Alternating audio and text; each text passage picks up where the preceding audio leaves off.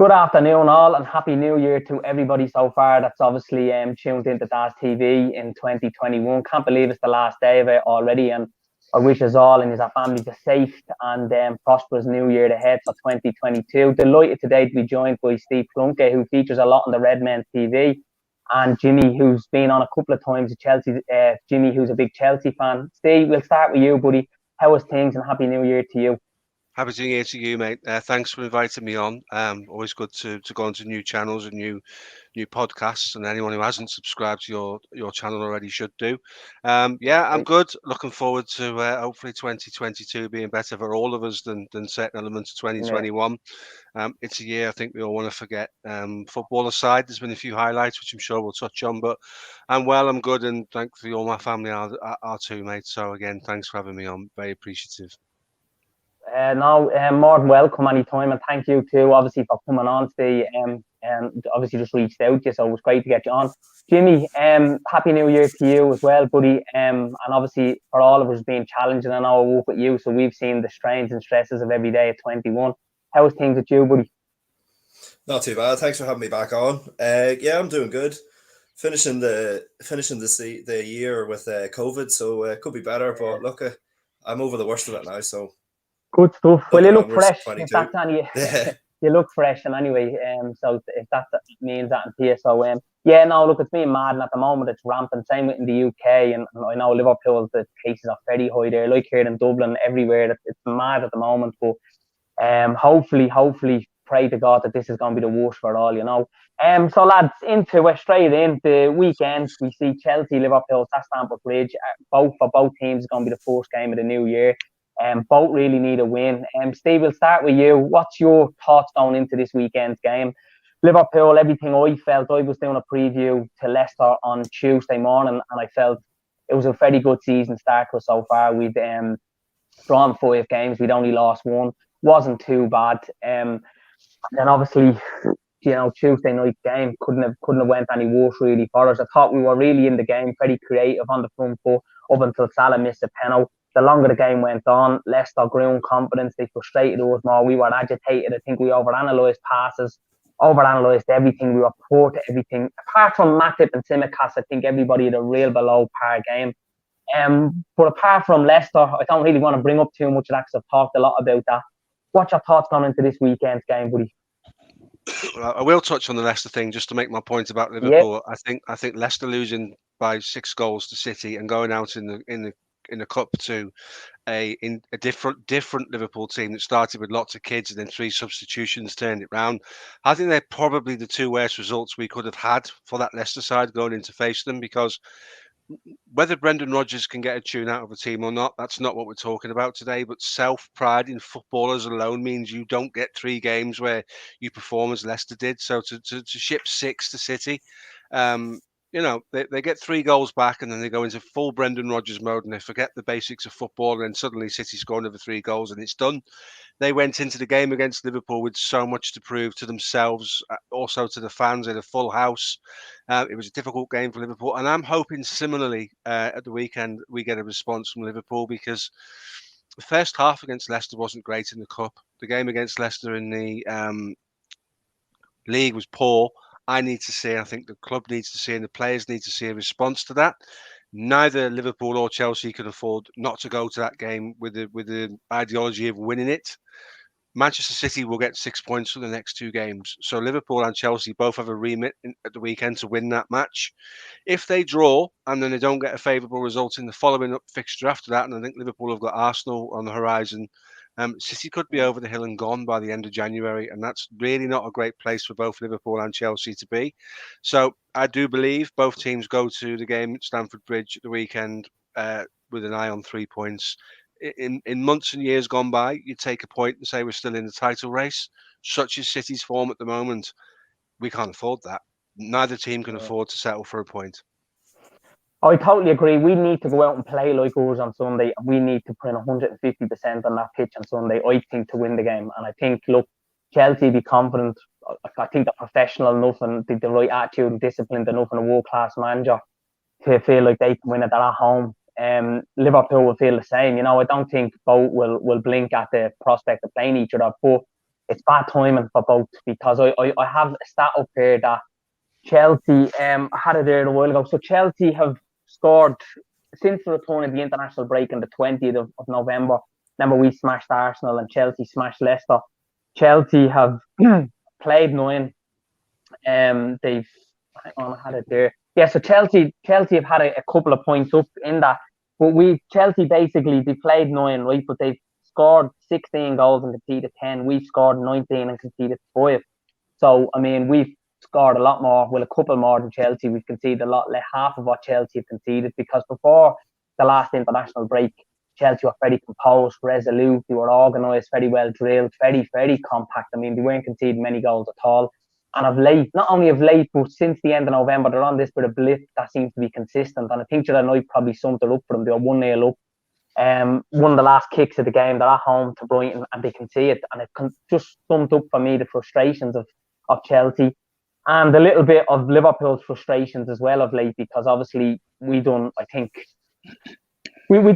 against Leicester. We had a good chance. Salah, he misses a penalty. Then Mane is a really good chance, misses it. And it shows again in this league, if you don't take your chances, you don't win it.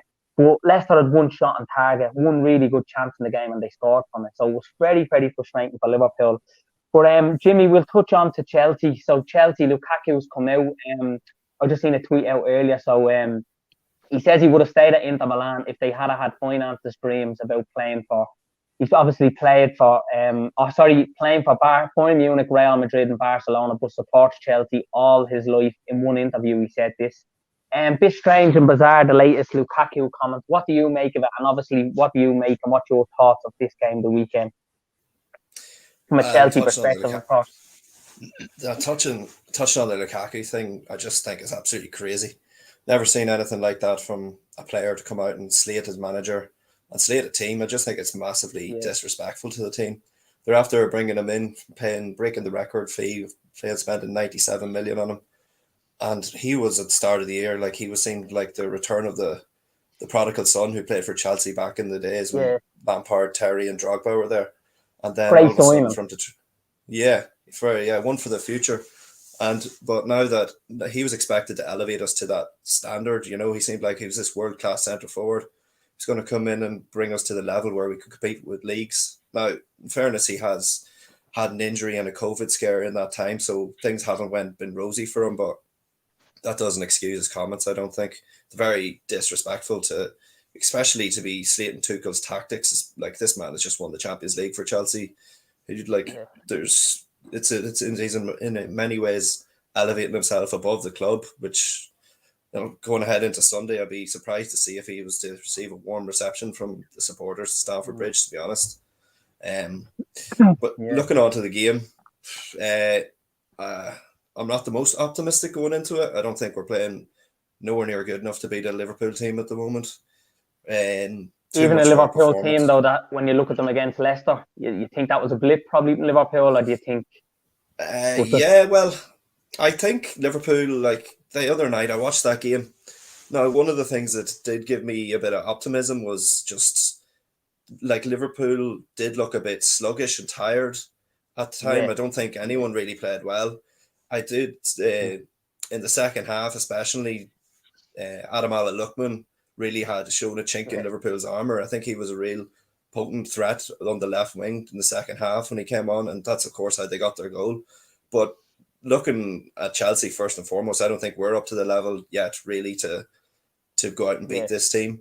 We're looking really tired. The likes of Kovacic and Jorginho the other night, I'd never seen them play half as bad as they did before in a Chelsea jersey. They looked really tired, sluggish, weren't able to control the game. And if Liverpool do bring that high intensity type play that they are used to Stamford Bridge, I don't know, it could be getting very ugly. I don't know. Yeah, I watched Chelsea, Jimmy, obviously the other night, and I thought they did similar to Liverpool on Tuesday night, lacked that energy. And Chelsea was so composed and compact, particularly when you go back to the game. The third game of the season was Liverpool-Chelsea at Anfield. Havertz gets a great goal by Chelsea in the lead. And I thought Chelsea down to 10 men, we get the penalty.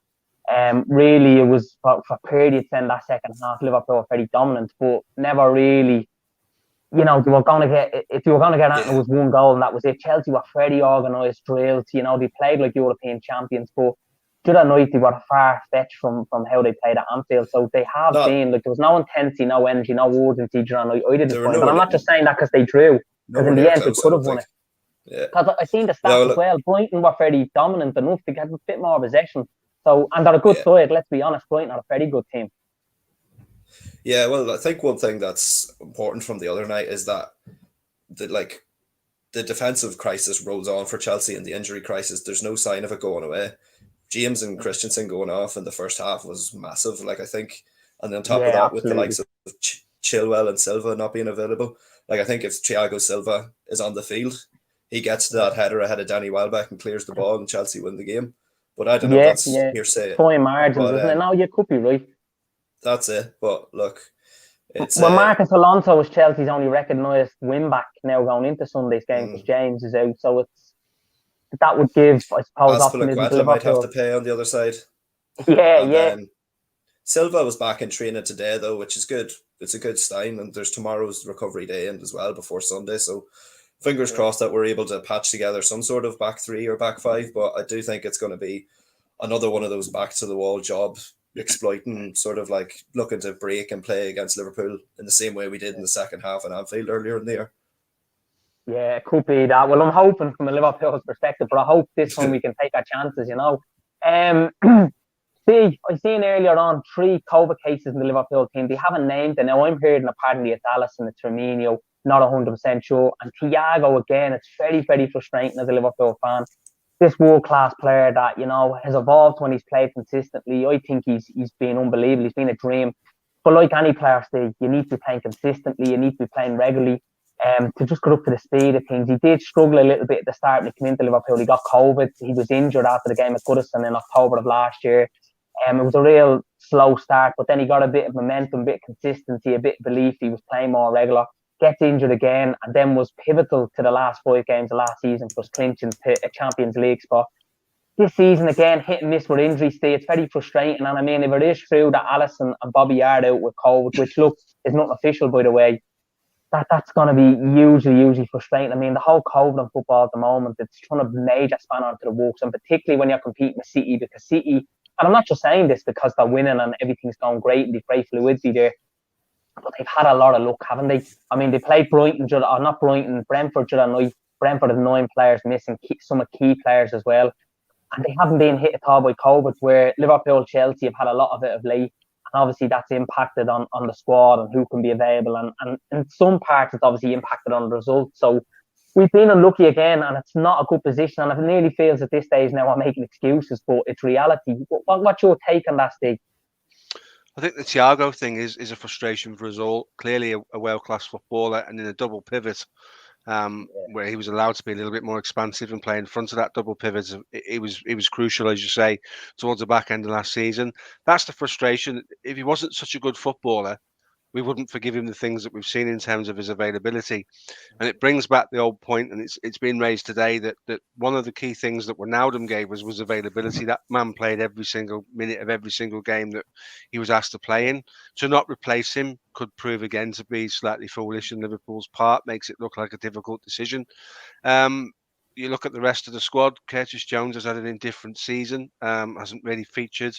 Probably not a game you want to bring him back in. No. I don't think Chelsea suits James Milner, because at the moment James Milner plays a little bit on the stretch for me in terms of, you know, he's 37 years old. But this guy's superhuman what he's given us. But there's places you go to where it's acceptable to play James Milner, but Chelsea will ask questions of his physicality and his energy. So it would be difficult. I've got to be honest with you, Darren. I think there's a possibility this game doesn't go ahead. Liverpool have got the 3 cases allegedly at the moment to add to the rest. I think if you sat down privately with both managers at the moment and said, here's an opportunity to get some bodies back on the pitch, do you want to call the game off? They might say yes. The problem with Liverpool, more than it is with Chelsea, is Liverpool's strength comes from intensity. Liverpool want to be playing 2 or 3 times a week. Not training and not playing has a massive impact on our fluidity and how we play. So if we play, that's why we're always poor after international breaks, because Liverpool's double sessions every day. The rhythm, and you hear Klopp mention a lot about rhythm. Yeah, And they are beasted in terms of the physicality. The training sessions are ridiculous. This is why Joe Matip stays fit, because Joe Matip operates at a level where he's training and playing pretty much every day throughout the week. When we went through the lockdown period, Liverpool weren't training at all because it was 3 games a week. That really affected Liverpool's rhythm, like you said, and their intensity. Our intensity comes from looking ahead and saying, bring on the next game. I don't care if we play tomorrow. That would be how Liverpool would want to be. They'd want to play every day, given the opportunity, because it's where the strength comes from. Yeah. So whilst there's a case to say with the bodies that are missing and the injuries that are happening and the COVID situation, maybe this is the right time to pull that game and postpone it. If City play again, City could be 12 points clear of Liverpool with 2 games in hand. And there's an old adage in football, never mind the games in hand, it's the points on the board. And once the points are on the board, they can't be taken away from you. And as we found out against Leicester, football can be unpredictable at times.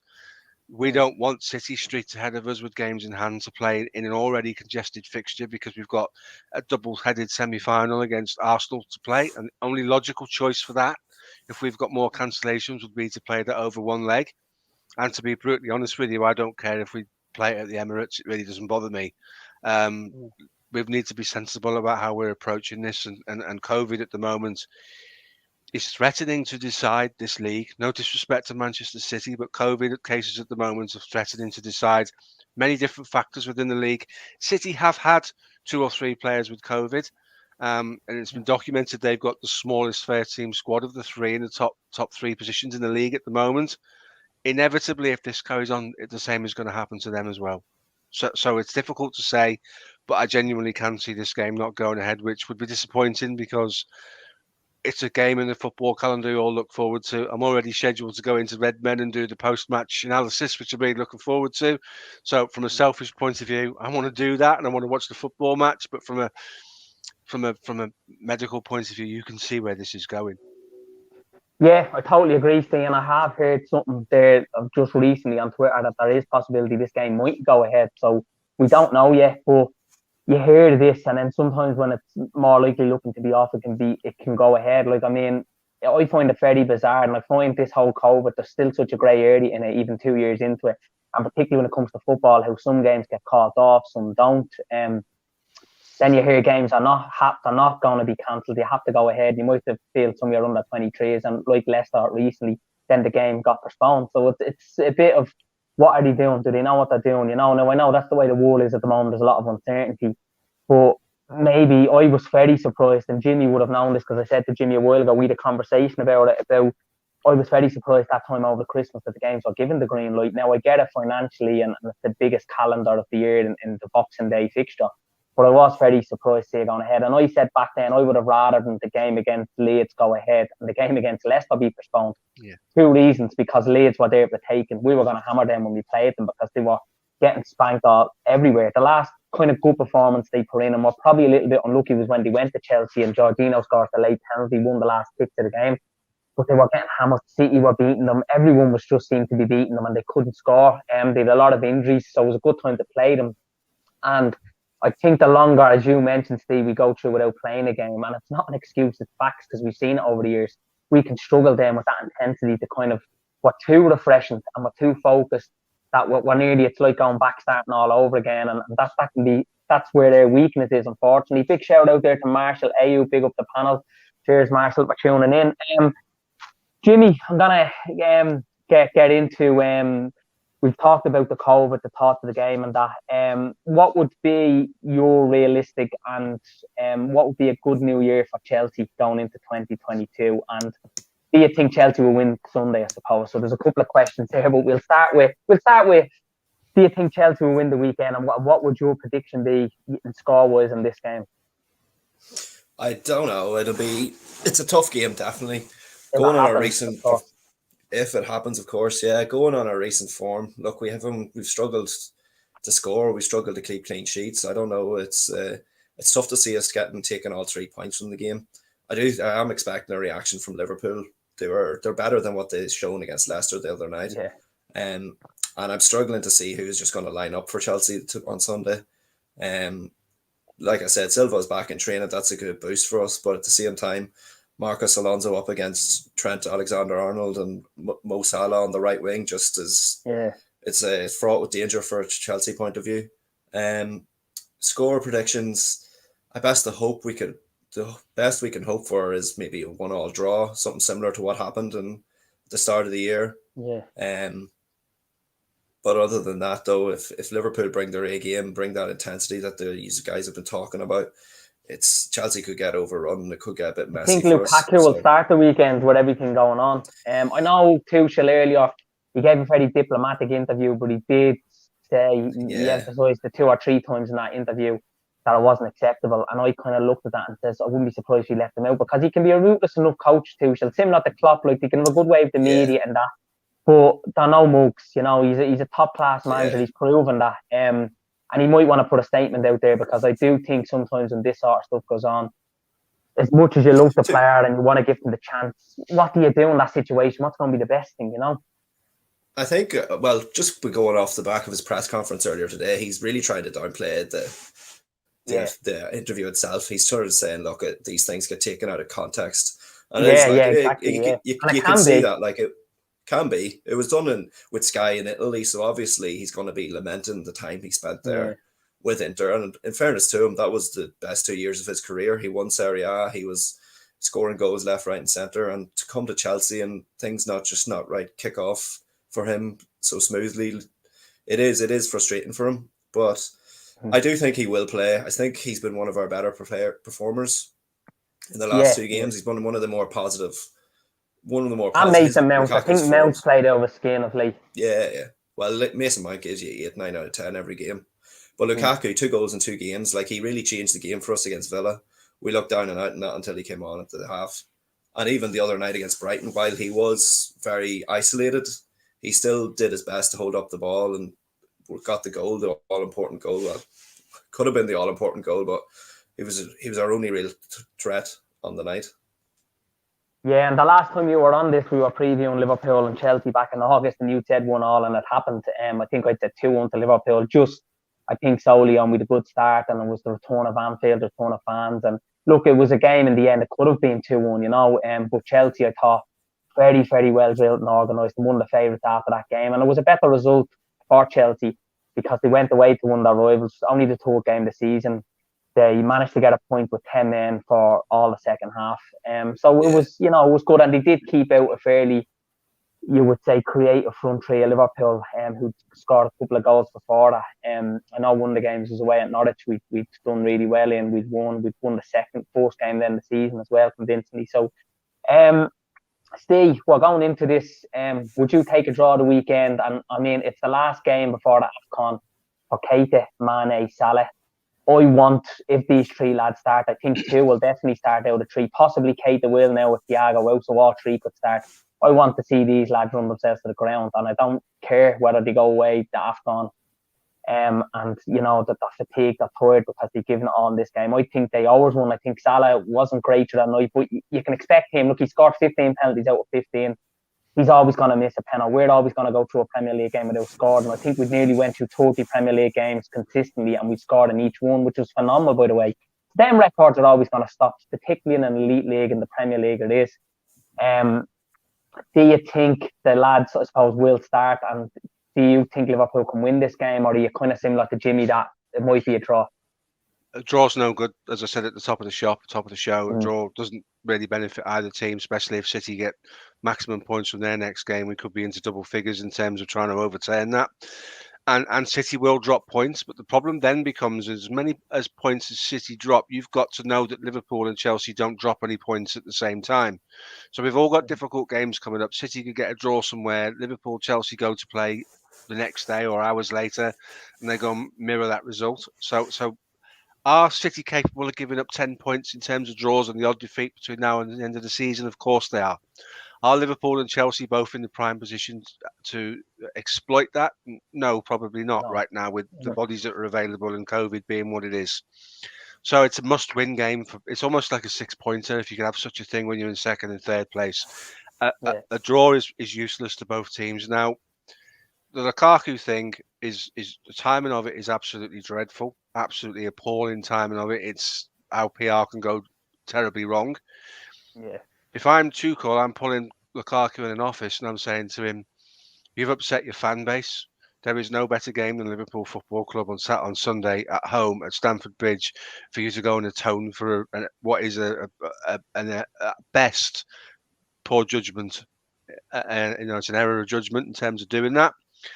At worst, you're telling the fans you're not happy here. You've now got to go and build your relationship and build some bridges with your fan base. And what better way to do it than score a goal against Liverpool and be a part of a win, because both teams do need a win.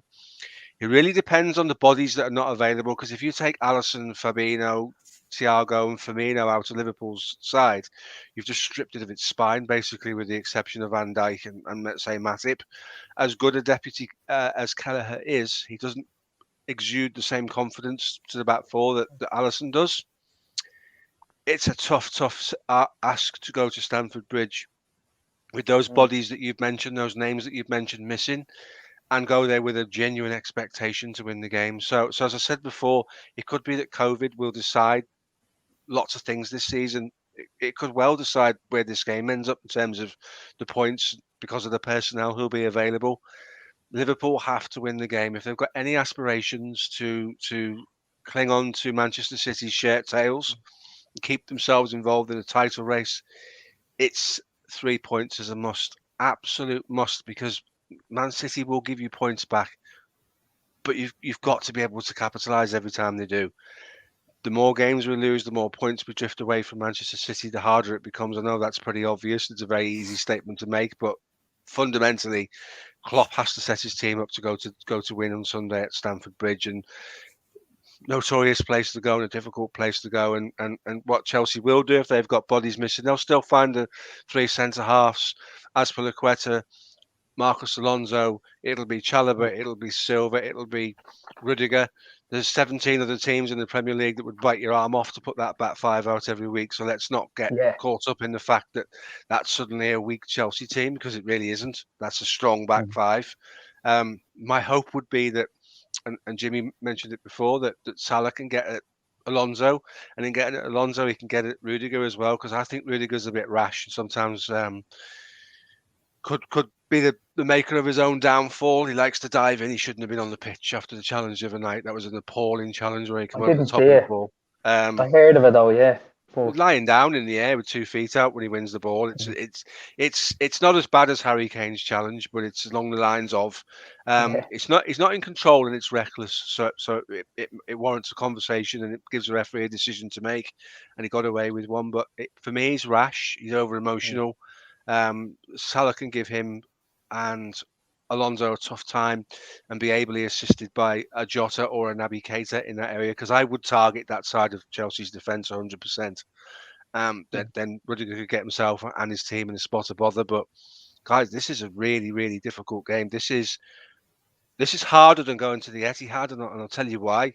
Because Manchester City give you chances. If you're brave against Manchester City and you're prepared to commit people out wide and high up the pitch, they will offer you opportunities. With the bodies that both teams will be missing, I think Chelsea will be first and foremost will prove themselves to be difficult to beat, more so than Manchester City are. So this is arguably our toughest game of the season, going away to Stamford Bridge, given the coaches and how they line up, and we really don't need any more players missing. No, we don't. And do you expect Keita, Salah, Mane? Do you expect now with Thiago obviously out? We don't know. There could be another midfielder as well, Steve, that has this COVID. I'm only hearing Alisson and Bobby. I don't know 100%. That would deputise Kelleher in goal, who, look, he's good, but he's way off Alisson's level, I think, you know. And I suppose in a once-off game he can do great, but he's like anybody. He needs more game time. He's not going to get that with having someone like Alisson there. Do you think Keita will come into this game? Because you've mentioned you don't think Milner will. Jones is too early for. Elliott's still injured. Oxlade-Chamberlain, I thought was on a way of going forward, and I thought he was really disappointing during the night against Leicester. So I don't have much faith he's going to start this. So I think it could be a case of Fabinho, Henderson, and Keita for this one. And Keita, for me, hit and miss at the best of times, but this season he's assisted more. He's looked a lot better, and he's scored in goals. But again, it goes back to similar to Thiago. Actually, Keita is even worse as availability. I mean, it's dreadful, the availability from Keita. And you touched on earlier on, Wijnaldum was there. His availability was unbelievable. And that's something I loved about Wijnaldum. It would have been cheaper to give him a new contract than to go out and try and sign somebody. We didn't do either then. We didn't sign a replacement. We didn't give him a contract. Now, it's not as easy as just give him a contract, because we know the situation at Liverpool is you have to be very mindful of a contract you're giving to a player, because all of a sudden then you can have this, well, you have Van Dijk, you have Salah, you have Henderson, you have these senior players coming at the door. Why is he getting such and such? And what, like, and then there's a little bit of a rift. And I think Liverpool have been probably one of the best at having that unity and that good squad harmony. And it went from the top down. And I think having players on a certain contract and not offering massive money in wage structure wasn't broken. It seems to be really good for us, you know, and you can sometimes see that in the players where, like, you look at, go back to Leicester, Carabao Cup, a lot of the kids, the youth out, were 3-1 down, there's no hope of coming back. We make a couple of changes at half time that day, Jota, Milner, come on. But what you're seeing in that was heart, fight, determination, grit. You're seeing proper squad harmony and never give up, and this resilience of what Klopp has implemented. And all that comes because of, you know, transfers, how you operate your business and stuff like that. Because players are not stupid. You see how things go on. So we had a situation where in the end Wijnaldum says he'll reveal why he left, and then I thought it was a bit bizarre what he came out and said, and it was just unnecessary drama, really. You know what I mean? But him gone now, it's left a big gap there, isn't it? When you take Elliot Jones out, you see Milner now is kind of getting a little bit over the hill a bit, where I think he's a great player to bring on when you're seeing out a game, or you're looking to not concede, or you're just looking for that bit of experience. You know, he's not a player I think you can start week in, week out. And that's not being critical of him, because I think he's an unbelievable. He could come out Sunday and play over skin and prove me wrong. But I think longevity, that's not going to happen. Shout out there to Archie Doolan as well. He's trying to comment there, and we will get to read these out, lads. So see, without this disturbing you, sorry, there too much, because I was on that rant there. What do you make of that? Yeah, listen, I think Keita has got to play, because he'll ask questions of Chelsea, because he wants the ball, he wants to probe, he wants to push forward, he wants to try and create openings. He's got a goal in him as well. What he doesn't give you is the ability to control the midfield. So the other two guys in that centre midfield, it becomes really pivotal that they do their jobs well. And that for me has to become a sitting double pivot with Henderson and Fabinho, where one looks after the left and one looks after the right. It's interesting that Wijnaldum's back in the media again with Liverpool, because of we're stretched. We've conceded to West Ham, we've conceded to Brighton, and we've conceded to Everton down the side where he would have played. And they're poor goals to give away as well, in all fairness. So it is a miss, because he was one of the best ball recyclers we've ever had. Him and Henderson did the unique specialist job left and right. Take that away. I think the double pivot, the way we played last 10 games of the season, let the club to believe that there was a way forward without replacing him. His issue was he wanted a 4-year contract on a certain amount of money. Now, at 30 years old, Jordan Henderson aside, you'll do well to get a 4-year contract as an outfield player. And the reason why is, cast your minds back 10 years or so. Dirk Kuyt was 33, 34 playing for Liverpool. He was on a ridiculous amount of money, and the club had to look at him and say, what are we getting for our money? So you look at the Wijnaldum situation. Yes, he would have been great this season and he would have contributed, and I have no danger about that. Let's look 2.5 years down the line when he's approaching his 33rd birthday and we're paying him £170,000 a week. And you have to look at what a 33-year-old can give you on £170,000 a week. That for me was the bigger issue. Yeah, I agree. Yeah, on a previous pod, we spoke to a journalist who covers Liverpool and Liverpool Football Club only, and it was always the length of contract that was the issue. He wanted to tie himself down to a 4-year deal. We were never going to give him that. We should have given him 2 years, and the third year should have been our discretion whether to continue with that or to let him go on a free. We wouldn't be having the conversations we're having now. So I think as a club, we learn a lot in terms of how we've handled that situation, and I think that is one of the reasons why Henderson was given his contract as quickly as he was, because in terms of availability and what they do in the team, you could argue that Wijnaldum was more of, well, it's not an argument because it's fact. Wijnaldum was more readily available than Henderson. Henderson suffered a shocking injury at the back end of last season where the muscle was literally ruptured, and if you remember the images, it was like there was an explosion inside of his leg when he was running with the ball. Taken a long time to come back from an injury as bad as that. And I think done well to come back as quick as he did, didn't he, as well? But he was looking for form and he was looking for fitness at the start of the season for me, as a result of that. We couldn't handle those situations better. But back to that covers the Wijnaldum thing, but back to the original the point you made. It's got to be Keita, it's got to be Fabinho, it's got to be Henderson, because Oxlade-Chamberlain has played his way back into Klopp's reckoning with some great performances. The other night wasn't one of them. And he wasn't alone. As you quite rightly said at the top of the show, Tsimikas and Matip, probably the only two guys who come out of that game with any credibility. Yeah. And we played with 13 players on the night. So 14 players on the night. So if only two come out with credibility, that tells you just how poor a performance that's perceived to be. So in terms of that, Oxlade's not on his own in having a bad performance, but we will have to go and win the game. And we will have to go and win the game and be clever about how we win it. And I think in terms of guile, I think Keita is cleverer than Oxlade-Chamberlain in the final third. He's not the same athlete Oxlade-Chamberlain is, but he's clever. He's got an amazing first touch. His balance is ridiculous. He can go off either foot, and if he fancies it and he turns up, he's a nightmare to play against. Whereas you kind of know what Oxlade-Chamberlain's going to do. He's going to put the ball down. He's going to run at you. I think Keita's a different kettle of fish, and I think Keita's a much more difficult problem to solve for Chelsea. And by not having Oxlade-Chamberlain in, whoever's sitting in the sixth role for Chelsea will need to be at it for 100% of the game, because one slip, Keita's enough ability to turn that into a goal. Yeah, no, it's got some good points there, Steve. It's interesting listening to you, because it's a whole lot of facts, and obviously you covered it with one of the journalists as well about these contracts and that in Liverpool, and I don't want to get into opening that up, because I know I'm mindful there that Jimmy's kind of like, yeah, lads, whatever, but no, I know Genie is look, whatever's happened, but I think it's interesting to come back in the conversation. But I have heard a bit about Liverpool in January in the AFCON, but it turns out the three lads, because they're going to play on Sunday, will only be out for 2 Premier League games and the 2 Cup games against Arsenal, and then obviously Shrewsbury in the FA Cup. They'll miss Brentford at Crystal Palace, which isn't the worst thing, but the way things are going at the moment, it's definitely a shame that they're not going to be available, because we've seen Leicester was a big reality check to how tough this league is. And you look at Brentford at home, Palace away, I think we can get away with some of our best players missing, but you can't really, you know what I mean? And you hear the saying of it's a marathon, not a sprint. I believe genuinely in the last couple of seasons and all the years of supported football in Liverpool, that it is a sprint and not a marathon. And the reason being is because you look at City, there's no room for error. When you slip up, and you're already looking now, like even if we win the weekend, we get a big win, and say City go to Arsenal and drop points. I don't think both scenarios will happen, but if it was one, even if the two were to, you're still going to fancy City. They're red hot favourites. So I said at the start of the season, there was a little bit of a fan base being pessimistic around who we signed. We bring in one signing, we don't bring in a midfielder, we don't bring in a striker. Who I felt we were 2 players short. We need a midfielder and a striker, a forward player in, possibly more so a striker.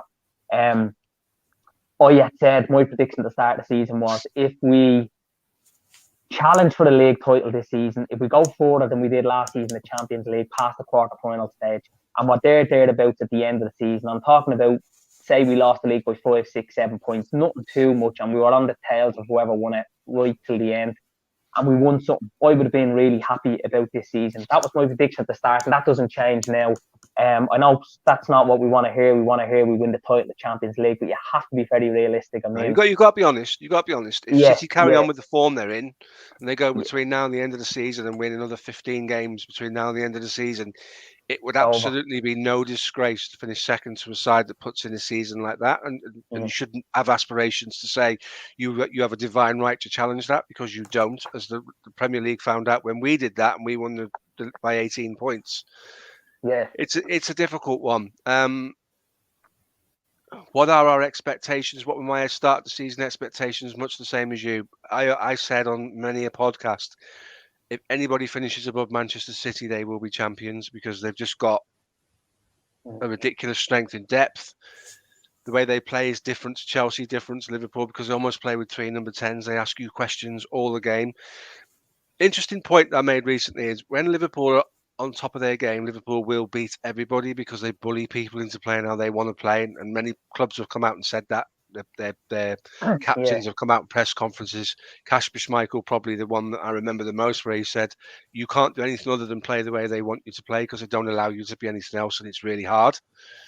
Manchester City have off days, and when they have off days, they're pretty poor. But most of the teams now are beaten by City before the game even starts, because they're looking in the tunnel. They've got Bernardo Silva who's on fire. They've got Kevin De Bruyne who's coming back to some level of fitness. They've got Phil Foden. You could sit here for 5 minutes and go through the names. If they get 95, exactly. If they get 95, 96, 97 points, which they're capable of doing, and you finish 6 points behind that in second place, then that's not a disgrace. Jose Mourinho has made an advert about finishing second with Man United. With an app for a gambling, wasn't it? Yeah, exactly. So we don't have a divine right to challenge Man City. We don't have a divine right to expect to be league champions. Well, the only thing is, there's a frustration about not developing the squad. Your point, we needed a forward man, we needed a midfielder. We did. Yves Bissouma would have been an amazing signing for Liverpool in the summer had we gone and got him, because he can do everything.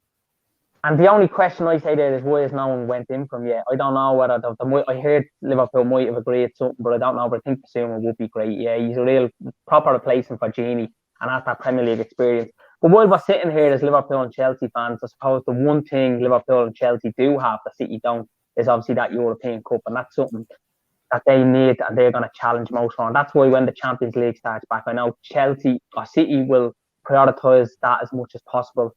And that might be, if Liverpool and Chelsea can be on their tails, there's only 6 or 7 points in it come February and March when that Champions League comes around and COVID is not as rampant as it is now, then there might be some chance of challenging them. But that's just probably fairy tale stuff, because you remember they've very like-for-like players, where Chelsea have also a big squad, but it's nowhere near City's, and then they've that experience. And City have been around the last 10, 12 years challenging and putting serious money into that project. So, yeah, to finish second isn't too bad. I'm just going to read out a few comments there. You read Dalgewell. I think we went 2-1 Salah, Brace. Yeah, it could happen. I don't know about that, Archie. 4-1 Mane, Brace, Salah and Matip, and then all the lads go to the AFCON, I suppose. So let's hope so. But big shout out, Archie, and Happy New Year, buddy. Ravi Beckhardy, yo, Daz, up New Year to you on the panel and chat. Absolutely, Ravi. Happy New Year to you, brother. Daz, what do we do to avoid long-term injuries? Yeah, we'll touch on that now. Question, will Lukaku wanting to leave unsettled the way Chelsea player or not? Jimmy, we'll go straight into that with you. What do you think? Will it, or is what Steve says the most mature and grown-up thing to do? Is Thomas Tuchel brings him aside, has a chat and says, look, if this is a game, if you do this, what's happened, they'll nearly be forgotten about. Yeah, I think look, it's going to have to be addressed. Like, it's massive news. It's all over the media at the minute. Tuchel can't just swat that aside. I'm sure everyone in the dressing room is talking about it, but it's really surprising, because Lukaku, if you watch Chelsea warm up, if you watch them in the build up to the games, Lukaku's always smiling. So this interview really has coming out of left field. I think the project at the start of the year for Chelsea was to bring in Lukaku, develop our team around him, get our players like Havertz and Mount, the players who play in around him, get him used to feeding off a target man, using him to bring the others into play. And it started off well, but I think now that he's back, I think it's more, we have to look at the positives. He is a world-class number 9. Forget about what the interview, forget about it for now. Try and win back the fan base and just do your talking on the pitch. Look, he like I said, Italy, his time in Italy was the most best years of his career. The 2 years he spent there, that's why Chelsea went out and paid 97 million for him. He's done it in the league. He is a great player. He's done it in the Premier League. I mean, he is a great player. That's why he's brought in. So I don't think it'll settle the way we'll play. I think the team's already unsettled enough as it is. I think we need to basically maybe change the tune around Chelsea at the minute. Like, I'm looking at some of the words that Tuchel is saying. He's very pessimistic. He feels like the world is against him. He's constantly bemoaning the fixture schedule over Christmas and the lack of substitutes available, the 3 instead of 5 like they have in Europe. But we still have a lot to play for this year. Yeah, exactly. Well, Klopp has come from Germany as well, but he's been here long enough to know that three substitutes is all you get in England, and that's the way it is. Tuchel's, and do you think they have a good point? Do you, Jimmy? Do you think Tuchel and Klopp with this have a good point, and with the whole fixtures of the 26th and 28th? Do you also think that, because obviously these two teams play with intensity, energy, and there's so much put into training that, recovery is a big thing and preparation is huge and focus and concentration, because these managers are proper professional, let's and the sports science team behind them, the nutritionist, every staff member they have. I remember when Liverpool won the league, Klopp praised the staff as much as he did the team because of that staff, that core of what they do, and the people that you don't always get the recognition sometimes deliver the most. You know what I mean? So, do you think they have a point there, or are you a little bit against it? I'm not for the 5 substitutes rule. Like, obviously, I'm not a professional footballer, never will be. But like the time when it was introduced after the COVID break and the restart, that time, it really, like, to me, I didn't really like it. I think 10 substitutes in total on either team, like, that's half of an outfield team. It really changed the whole dynamic of the game. Like, so while it's going to favour the likes, it will favour the likes of like Chelsea and Liverpool, City, who have such strong benches. It really is. It's not going to be something that some of the weaker clubs will want to put in place. And in fact, that's why a lot of them even voted against it. I know that this is previous to whenever Tuchel was in charge. I think Frank Lampard was in charge at the time. Each club had an option of voting whether they want to keep on the 5 substitute rule, and it got passed. So there you go. It's just something they're going to have to get used to.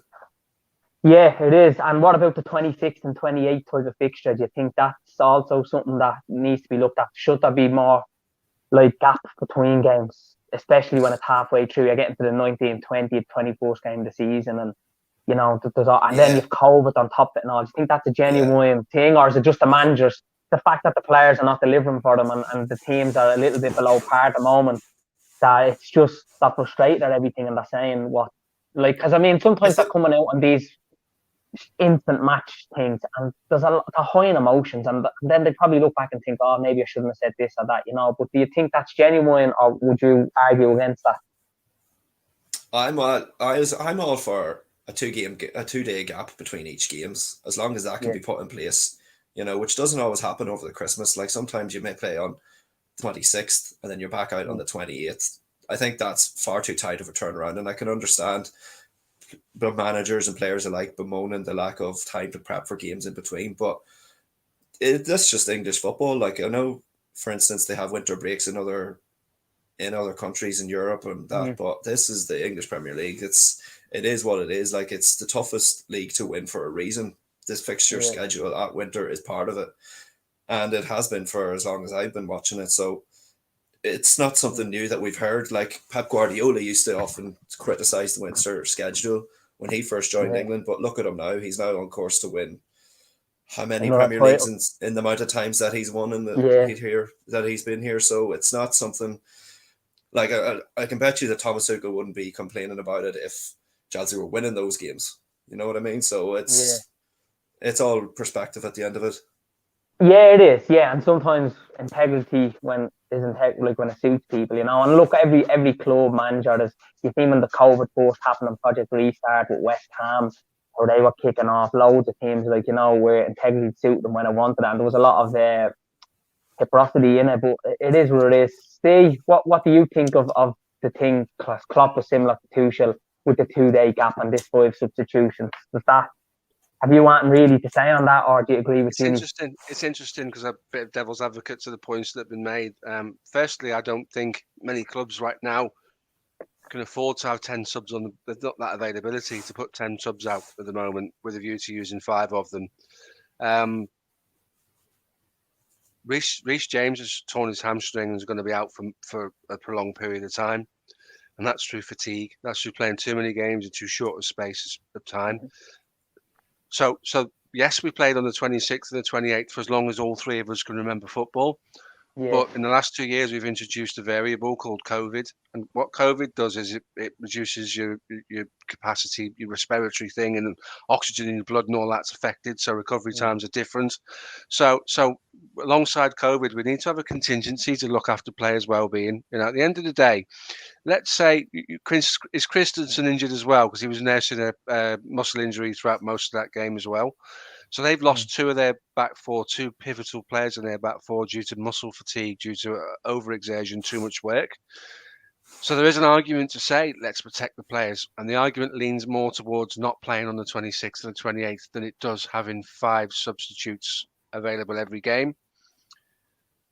But Christensen played for 20 minutes limping round the pitch because Chelsea didn't have a go-to to bring on to replace him, and they wanted to see if he could run it off. And he might now miss 2 or 3 games because of that. If you've got five substitutions, you've got your seasoned players that will form part of your bench anyway, and then you've got what Liverpool have been doing. You've got your likes of Tyler Morton, and you've got like the couple of lads that Chelsea have played in midweek against Spurs, who are getting opportunities to get in and around the first team. That can only be good for their development and the club's development if there's a caveat to having 5 substitutes. So I think first and foremost, football is a product that brings millions and millions of pounds into this country. We don't need 50 players in the Premier League who've all got muscle injuries because we don't look after their well-being. We really don't need that.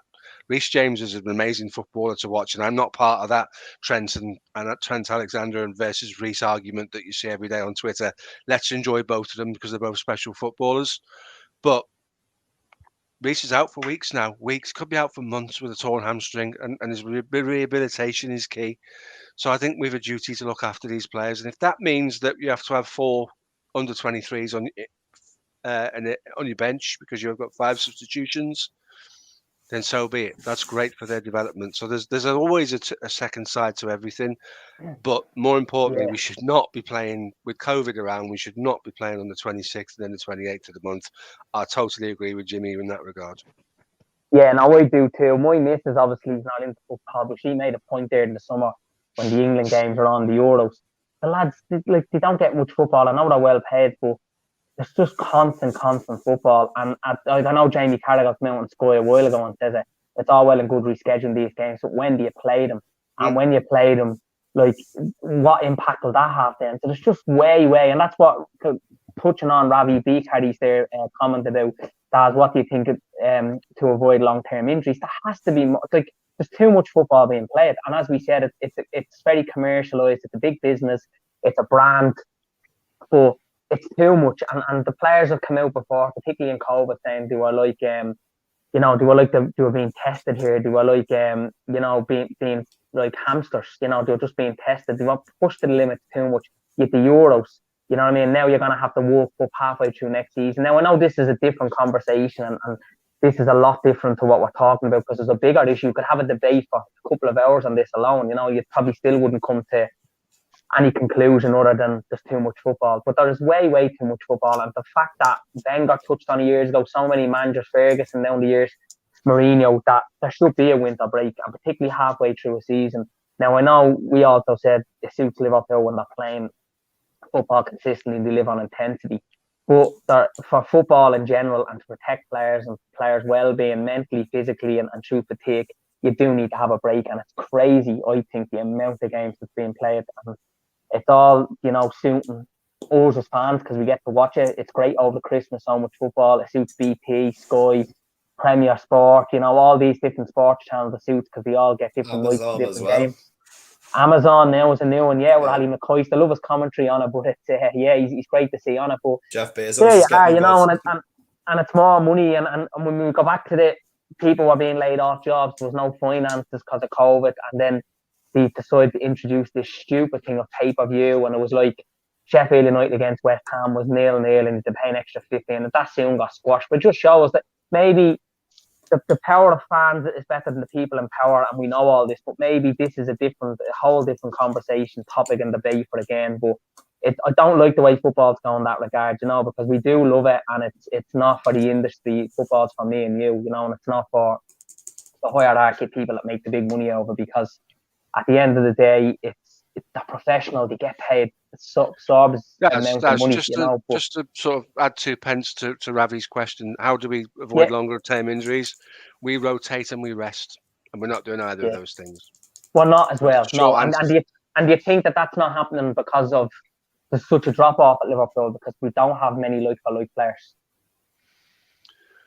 Our first 11 is arguably the best first 11 in the Premier League. I'll die on this hill having that conversation with anybody, and it's been proven over the years. Our squad depth is much more. You can question our squad depth a lot more. Chelsea have got almost 2 players in every position, and it works for them, or does it? Because at the moment they've got a little bit of player unrest. They've got one notable player who's saying, they can't even find a tactic for me, because they're trying to fit too many players into too many variables for different tactics for different games. Chelsea are probably in a really strong position to absorb the loss of Christensen, to absorb the loss of Reece James, to absorb the loss of Ben Chilwell. And there's 3 starting defenders that Chelsea have got that would start most games. Yeah. They can afford to move them out and bring in other players and not really... Imagine if we've done it. We've lost all our centre-backs, didn't we? And it absolutely crucified us. It was a nightmare. It crippled us. Yeah. It crippled us. It really did. For a long period of time, it totally undermined what we were trying to do.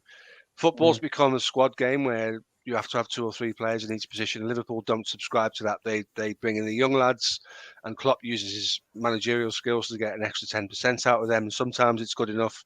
More often than not, it's been good enough.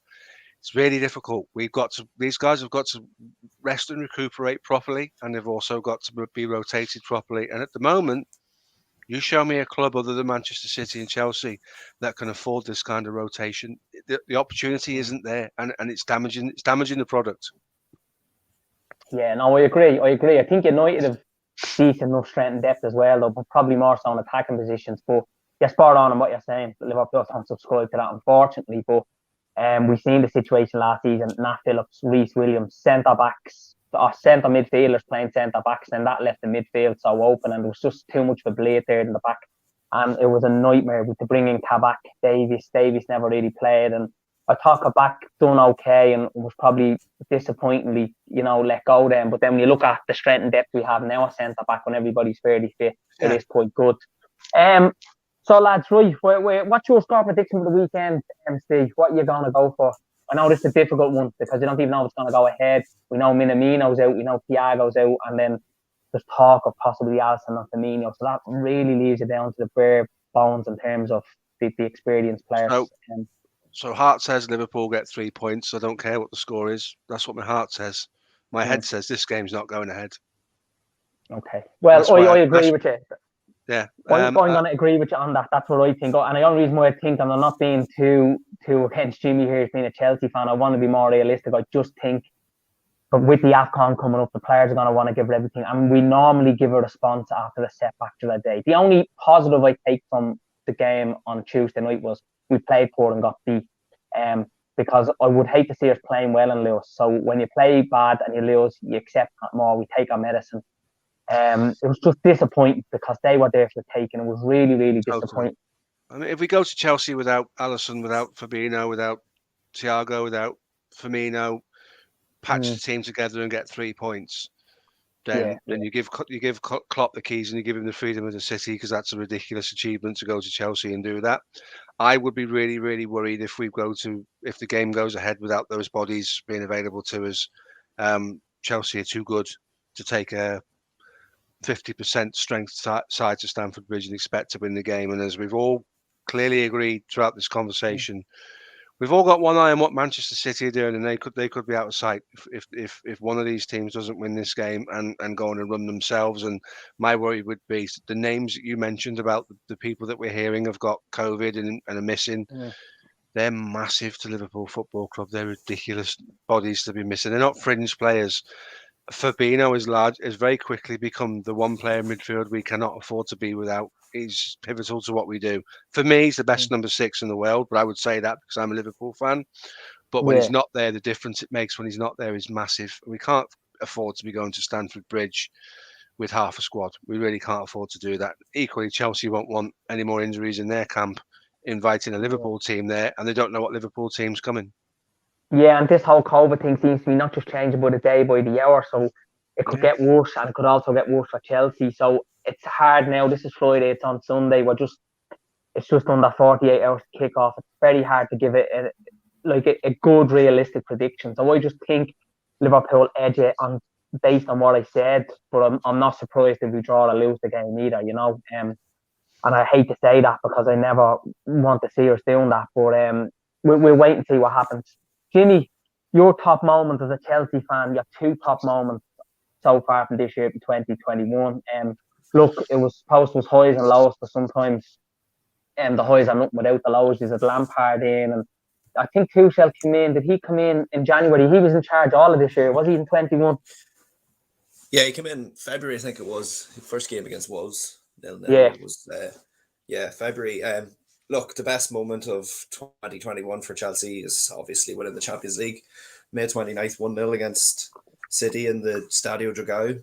It was an amazing night. Obviously going to go down in history as one of the best nights in Chelsea's club. But yeah, what even made that victory so much sweeter is that Chelsea there was a lot of bad, like it was a really, really tough start to the season. Obviously, and then Frank Lampard got the sacking in February. There was a lot of question marks over the squad. The high profile signings that we have made just weren't doing the business. But Tuchel just turned it around overnight, instantly. It seemed like he got his formation set in stone. He organized the team. He got players like Kai Havertz, Timo Werner into the right positions, and they started like turning up. And it was obviously a great night for the club.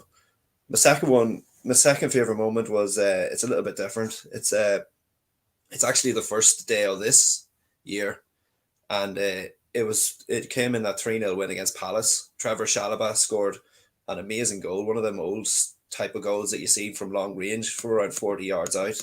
He picked it up in the inside right position and left fly. Real great finish down to the keeper's right. Just sort of them, the type of goals that you don't see too often anymore. Football's very possession based nowadays. It's all keep recycling the ball, break teams down. And it was a real nice goal, especially for someone like Chalobah who had been linked away with the club.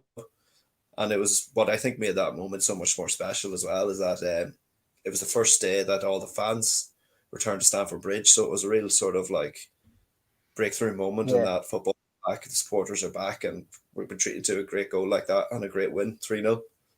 Yeah, 3-0, 3 points, clean sheet. It's perfect result in many ways, isn't it? And fans back as well, which was one of the best parts, I think, of the whole COVID. I think Cardigan Neville gave their things on Sky Day, and a lot of it was returned to start the season with Brentford Arsenal. The game Brentford won 2-0. It was just an amazing moment, you know what I mean? So, Steve, your 2 moments, I might know some of these, definitely know at least one of them. Well, I'm going to surprise you now, because I'll save the best for last. I'll save the best for last. Now, winning 5-0 at Manchester United is something we may never see again in our lifetime. But Man United were in the mud, as the saying goes in podcasts. They're absolutely rock bottom. I think the 4-2 win with Phillips and Reece Williams playing at centre-backs, that was tonight. Manchester United were going to put the final dagger in our Champions League aspirations for this season, having gone with kids against Leicester and then gone full strength against us. That's and we right, on the Tuesday night, and we played them on the Thursday night. Yeah, and we turned them over 4-2 at their place, and Salah takes his shirt off and does the celebration, because it was kind of the goal that almost rubber stamped our inclusion in the Champions League. I actually think that's probably, for me, more satisfying, because leading up to the game when we beat them 5-0, I was on did something with TalkSport with a very, very influential Manchester United fan. He said Liverpool could win this game 3-4 or 5-0 if we play as we've been playing. Yeah. So was it a massive surprise? Strangely enough, no, it wasn't. Was going to Old Trafford and winning 4-2 after them categorically saying they were going to end our Champions League hopes. Was that a great night? Yes, it was. I find it difficult to split those two, but I'll go with the 4-2. And then the obvious one that is my highlight of 2021 is the header from Alisson against West Brom, which is, if Duncan Ferguson scores that goal in his pomp for Everton, that's a great headed goal by any centre forward that knows how to Les Ferdinand anybody. But that's your goalkeeper. That's a goalkeeper who comes up and slots one in the far top corner with arguably one of the best headed goals anyone's ever scored in a Liverpool shirt, because it's not something we do a lot of. Absolutely amazing, absolutely amazing. And if you go and search some of the reactions from the media in and around Liverpool Football Club when that goal goes in, it's lovely to watch. It really is. So Alisson's goal, we love him anyway, but we love him even more for the rest of his Liverpool career just for doing that. And it was amazing, because that was going to be a real difficult performance to take, and one that would have. The Man United 4-2 game isn't even a factor in the conversation if we don't get the win at West Brom. So the size and the magnitude of that goal, and the fact that it's your goalkeeper in the 95th minute, and it was literally the last kick of the game. So, give it Alisson for me. Alisson's the top thing in 2021. Lovely, see, yeah, and that game it was Sam Allardyce managing West Brom. He was nearly getting another draw offers because in December, just before that, was the start of a poor run. Remember, we drew against West Brom, Newcastle, Yeah. lost to Southampton, and he was loving it up, Sam. You know, he was really all the rivals were loving throwing that in. But so it was great. And Alisson obviously sadly lost the star before that, and he was very emotional about it, talking about that. So for him to come up and get the goal the way he did, and the goal it was unbelievable. But we've seen it before. We've been in that position, and that's why, particularly when Klopp's there, if you give up and you don't have faith, then you haven't learned anything. You know, with Klopp being in, and that's why I find it hard to give up when even it's really backs against the wall or it's certainly obvious in the face, because we always seem to kind of pull a rabbit out of a hat. You know what I mean? And my two would be definitely Alisson's one, and I'll go a little bit different, but it's against United as well. It just shows how much we all hate United on this, doesn't it? 5-0. 5-0, we went top of the league, but it was a little bit after beating the Lord Mayor and going to their place. It was a little bit difficult because after that, then we drew against Brighton. Remember, but I think the United 5-0 was something you remember for the rest of your life. It was down there 5-0 in second gear, just so easy on the day. Keita scores, Salah gets a hat trick, first Premier League hat trick for a player to get there. So many stats and records broken that day. I remember I think it was 35 minutes to go and it was game over, and it was the away end running prime voice, but it could have been any score. Ronaldo gets a goal, it's ruled out with VAR, then obviously Pogba's frustrated, he goes in on Keita and injures him.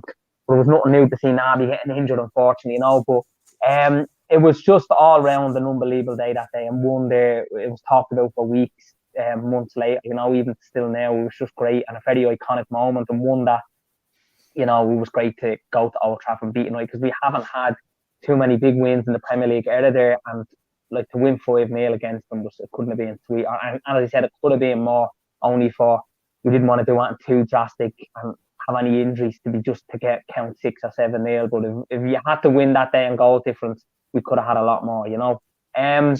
Lads, what's just a quick one on this before we go. I'll start with you, Steve. What's a realistic, what would be a good 2022 for Liverpool, and what's realistic that Liverpool can achieve in 2022 from your point of view, of course? Depending on what happens at the weekend, Champions League could become more of a priority than the league. If we don't get a favourable result against Chelsea, the numbers, the distance between us and City becomes difficult. I won't say impossible, but difficult. There's 54 points to play for, as Guardiola quite rightly pointed out the other day. It's an awful lot of football between now and the end of the season.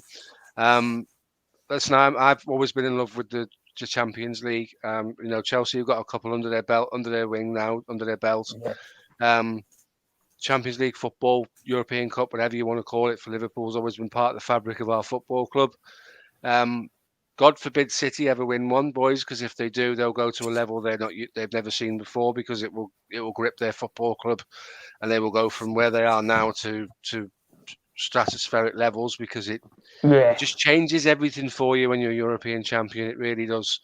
You're held a much higher regard, aren't you? Globally as well. Absolutely. You know, it's kind of like a game of poker. Right, I'm going to put my hand on the table, and my hand says English champions, and then the guy steps up and says, well, I'm going to put my hand on the table, we're European champions, and that's it. Game over, isn't it, that conversation? Kudos to Chelsea for a really, really good Champions League final. Tactically against City, they were very brave in using Werner's intelligent runs to stop Manchester City centre-backs joining him in the game. I thought that was tactically brilliant. For Liverpool, I still want them to challenge on all fronts, because they're an opportunity to challenge on all fronts. But the Manchester City thing, the form they're in, the way they're playing, that's the biggest task for us to do, and it would be magnificent if we did that. But if we couldn't win the Premier League, which I hope we do, then number 7 would be a perfect antidote for the failure in the league, if you like.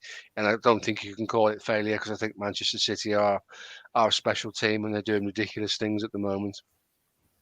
Yeah, absolutely. I agree with you totally there, Steve. It's hard to disagree with what you're saying today, because I do agree with everything. You know, I think it's absolute facts. For myself, I suppose, look, this season alone, I would want to just see us, as I said, competing at the very highest and going as far as we can and getting some silverware. I think that'd be fairly good, and realistically that can happen. I would want next year, though, strengthen the squad, bringing in not the players that are actually. Sometimes we sign the best players that are not the most known. We looked at over the years when we brought in some players that hadn't got the recognition that they had, that they went on to have. They turned out to be unbelievable signs like Xavi Alonso. There was a couple without getting into it and keeping us too long that were unbelievable players and turned out to be world beaters and won everything in the game. I'd like to see us strengthen them more next summer. And I think that can realistically happen. I think it will. And next year, yeah, Champions League would be incredible. But we'll wait and see what happens, because I do think the three English clubs and Bayern Munich are the cut above the rest on that day, of course. But I mean, if Bayern were to go out, if City, Liverpool, Chelsea, whoever were to go out at the last 16 or quarters, then all of a sudden that changes everything, doesn't it? So let's wait and see what happens. But I do think for Liverpool in 2022, I want to be sitting here this day next year, or this time next year, whenever it's going to be.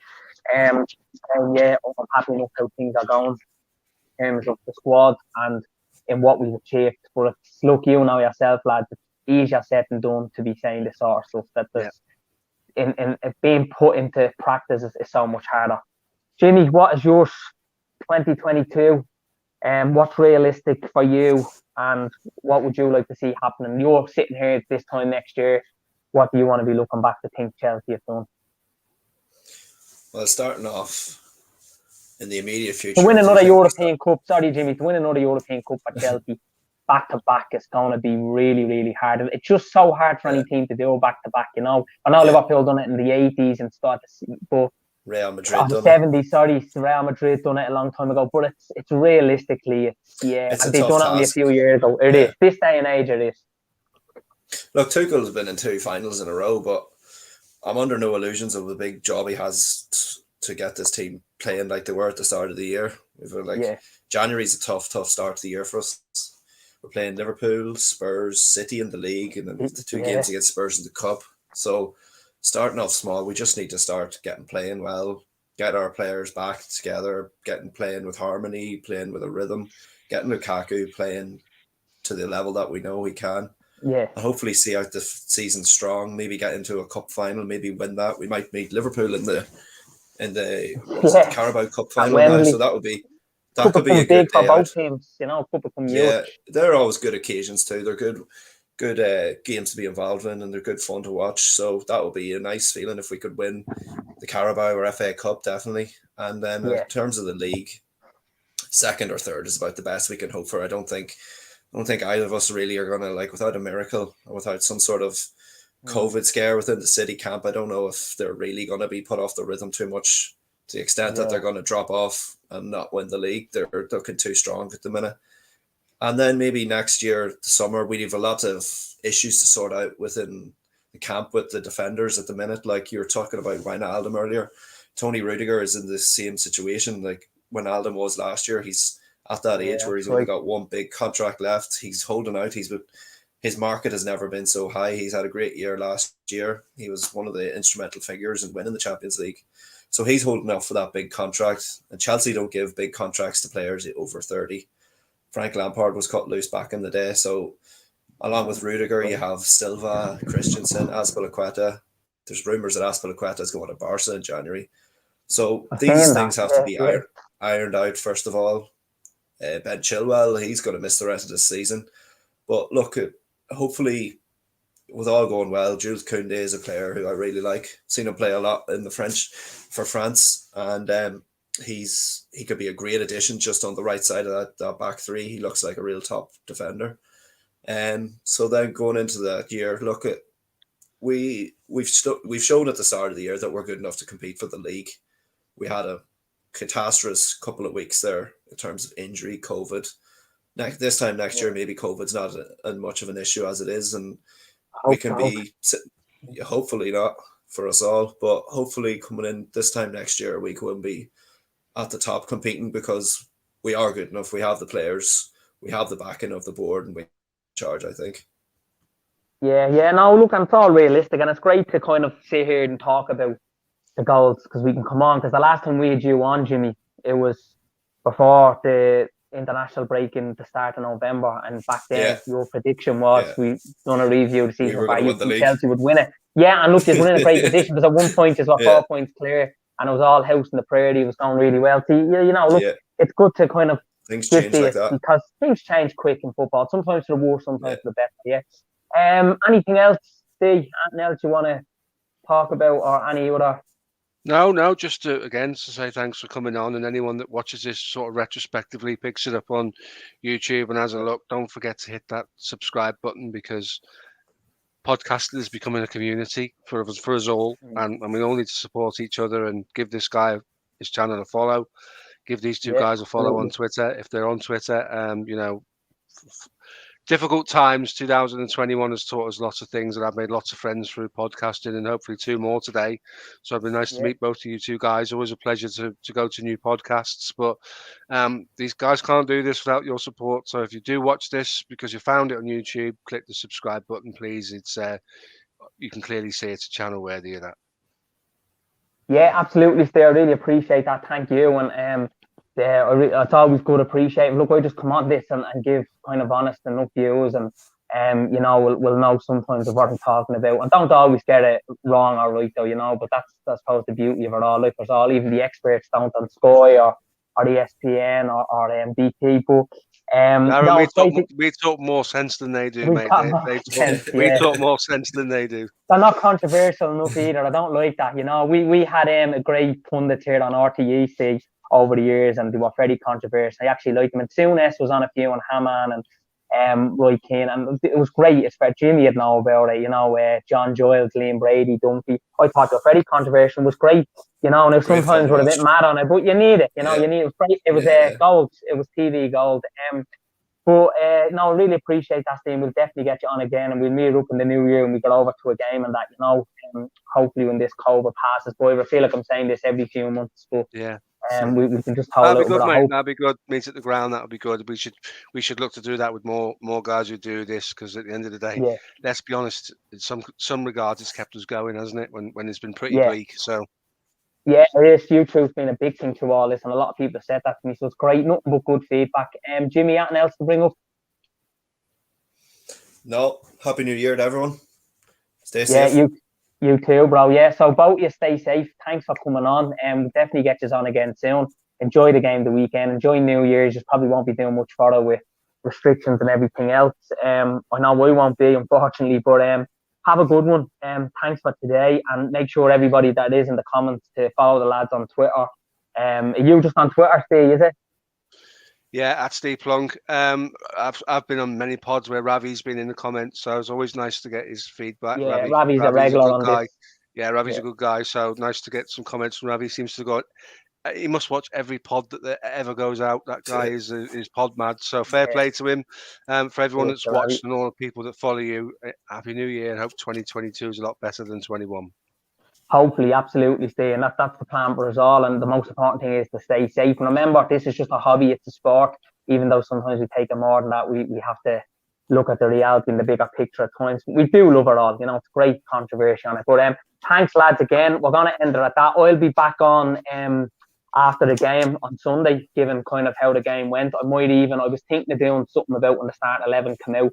But the last time I done that, I went completely wrong against Leicester. So I'm a bit superstitious in that way. So we'll be on after it. Maybe you should, then. Maybe I should, yeah. 2022, I'll definitely be doing more content. I'll be doing more regular. For a while, I wasn't doing this, just getting the time, moving into the house and that. But I'll be definitely doing from January on now a lot more content, regular stuff, getting regular viewers on. You'll see the lads on more regularly. And yeah, we'll be doing more even from Liverpool when we get over there in the new year. So big up to us all. Thank you to everybody. Remember to subscribe, like, and leave a comment if you do watch it later. And Happy New Year all. Take care.